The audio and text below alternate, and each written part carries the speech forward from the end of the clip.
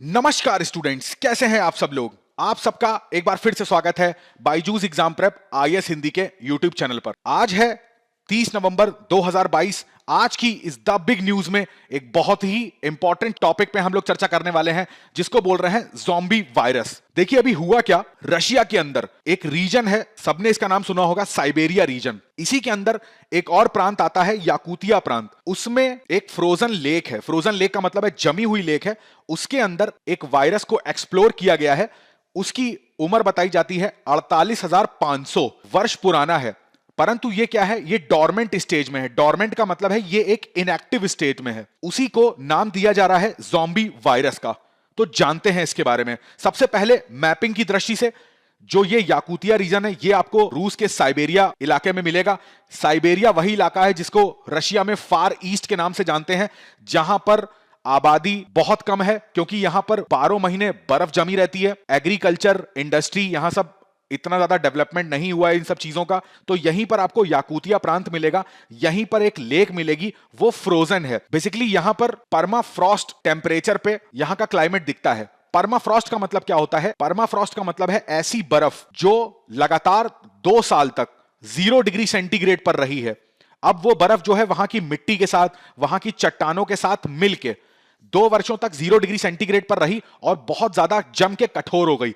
ये कभी कभी तो आप देखेंगे तो आपको ऊपर तो भूमि दिखाई देगी, उसके कई फीट नीचे परमाफ्रॉस्ट में जमी हुई बर्फ मिलेगी। ये आपको ओशियन के बॉटम में भी दिखेगा। तो इस स्थिति को परमाफ्रॉस्ट के नाम से जानते हैं। तो फ्रेंच साइंटिस्ट ने इस परमाफ्रॉस्ट का अध्ययन किया और इस परमाफ्रॉस्ट के अंदर पाया कि अब देखिए होता क्या है। मैंने आपको बताया ना, यहां पर कभी किसी जमाने में पेड़ पौधे रहे होंगे, परंतु वो सारे पेड़ पौधे जो थे वो दब गए, जो भी जीव जंतु थे वो दब गए। तो एक तरीके का यहां पर बायोमास भी आपको देखने को मिलेगा। जब भी हम लोग बायोमास की बात करते हैं तो इसका मतलब वहां पर कार्बन डाइऑक्साइड और मीथेन ये भी आपको देखने को मिलेंगी। इसी के साथ साथ यहां पर बहुत सारे जीवाणु और जो वायरसेस हैं ये भी इस परमाफ्रॉस्ट के अंदर दबे हुए हैं। परंतु हो क्या रहा है, आपको पता है ग्लोबल वार्मिंग किस तरीके से बढ़ रही है। ग्लोबल वार्मिंग का मतलब क्या है कि जितनी भी ग्रीन हाउस गैसेस का हम उत्सर्जन कर रहे हैं वो उत्सर्जित होकर जाती हैं हमारे वायुमंडल में और वायुमंडल के तापमान को और ज्यादा बढ़ाती हैं। कैसे? क्योंकि ये आने वाली सोलर रेडिएशन को अपने अंदर एब्जॉर्व कर लेती हैं। इसी वजह से इनको ग्रीन हाउस गैसेस कहते हैं। अब जब टेम्परेचर बढ़ता है ना, तो इसका इफेक्ट पूरी पृथ्वी पर देखने को मिलता है।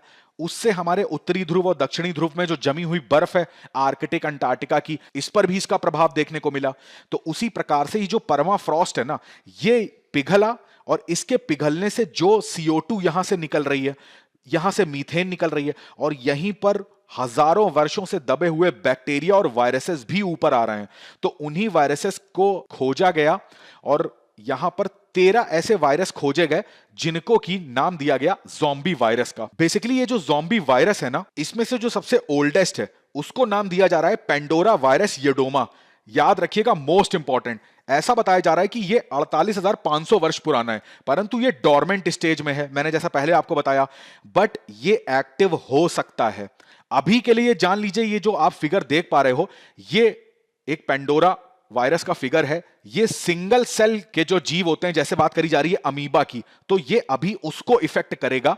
ये हमारे प्लांट को या मानव को उतना इफेक्ट नहीं करेगा। परंतु ये भी इस शोध में देखा गया कि ये वायरस जो है, ये कई सारे जब वायरस आपस में मिलते हैं तो ये एक मेगा वायरस का रूप ले लेते हैं। इसका इफेक्ट ह्यूमन पे या प्लांट्स पे पड़ सकता है। अब इनको ज़ॉम्बी वायरस नाम क्यों दिया जा रहा है? देखिए, ज़ॉम्बी का मतलब आपको समझना होगा। ज़ॉम्बी किसे बोलते हैं? आपने मूवीज वगैरह में देखा होगा, ज़ॉम्बी ऐसे क्रिएचर होते हैं जिनका जो दिमाग की बात करें या मेंटल स्टेट की बात करें, वो पूरी तरीके से क्या हो जाती है, डेड हो जाती है। आपने देखा होगा मूवीज में कि जो भी एक ज़ॉम्बी होता है वो किसी दूसरे मानव पे या जानवर पे अटैक करता है तो उसे कोई फील नहीं होता। उसके अंदर की जो भावनाएं हैं वो खत्म हो जाती हैं। कहने का मतलब है उसकी जो बॉडी है उसका ब्रेन से डिस्कनेक्शन हो जाता है। अब यहां पर इसका मतलब है कि इसका ब्रेन क्या हो गया है, पूरी तरीके से डेड हो गया है। तो ऐसे स्थिति को हम लोग ज़ॉम्बी बोलते हैं। तो जो भी इस टाइप के वायरस होते हैं ना, बेसिकली वो हमारे नर्वस सिस्टम पे यानी कि हमारे ब्रेन पे अटैक करते हैं और हमारे ब्रेन को पूरी तरीके से डेड करने की कैपेबिलिटी होती है उनके अंदर। अभी के लिए जो ये वायरस पेंडोरा वायरस येडोमा है, इसके बारे में ये कहा जा रहा है कि ये केवल सिंगल सेल को ही इफेक्ट करेगा। अब मानव तो बहुत सारे सेल से मिलकर बना होता है, प्लांट्स भी बहुत सारे सेल से मिलकर बने होते हैं, बट सिंगल सेल किसमें होता है? अमीबा में। तो ये अमीबा को नुकसान पहुंचा सकता है। परंतु इसके साथ साथ ये भी वार्निंग दी जा रही है कि जो भी परमाफ्रॉस्ट के अंदर और वायरसेस या बैक्टीरियाज हैं, वो अगर भविष्य में निकले, अब वो भविष्य में क्यों निकलेंगे? जाहिर सी बात है, जितना ग्रीन हाउस गैसेस बढ़ेंगी उतना ग्लोबल वार्मिंग बढ़ेगा, उतना परमाफ्रॉस्ट की जो बर्फ है वो पिघलेगी, और ये बर्फ अगर पिघलती है और ऐसे वायरस अगर हमारे वातावरण में निकलते हैं तो ये मानव जाति को, पेड़ पौधों को, जानवरों को नुकसान पहुंचा सकते हैं।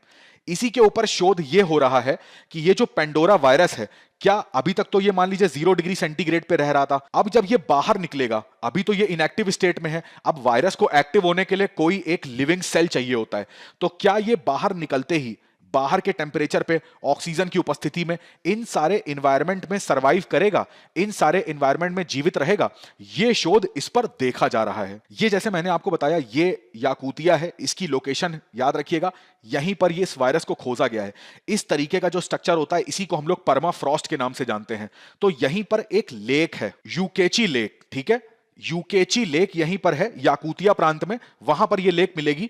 तो वहां पर वो लेक कैसी है? ये पूरी तरीके से फ्रोजन हो गई है। फ्रोजन का मतलब है बर्फ जम गई है, और परमाफ्रॉस्ट टाइप की बर्फ। तो उसमें यहां पर शोध हुआ और वहां पर इस पेंडोरा वायरस को खोजा गया। अब अगर इसके रिस्क की बात करें तो देखिए, सबसे बड़ा रिस्क तो यहां पर परमाफ्रॉस्ट के पिघलने से क्या क्या हो सकते हैं, तो उसमें सबसे मेन है जलवायु संकट। जाहिर सी बात है, पहले ही CO2 और जो मीथेन है ये हमारे वायुमंडल में है, इसके पिघलने से भी जो CO2 और CH4 निकलेगा तो वो और ज्यादा ग्लोबल वार्मिंग बढ़ाएगा।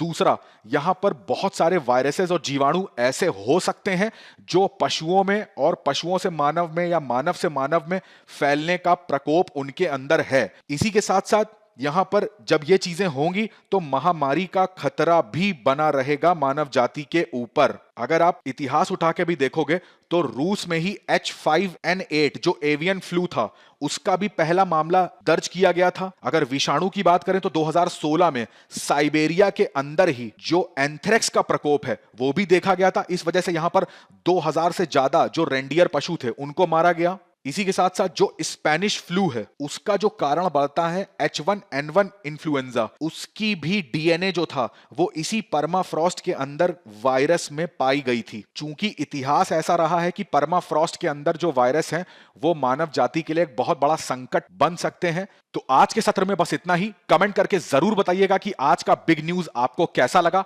मिलते हैं बिग न्यूज के अगले सेशन में किसी नए टॉपिक के साथ। तब तक अपनी पढ़ाई करते रहिए, स्वस्थ रहिए और अपने माता पिता का बहुत सारा ध्यान रखिए। आप सभी का बहुत बहुत धन्यवाद।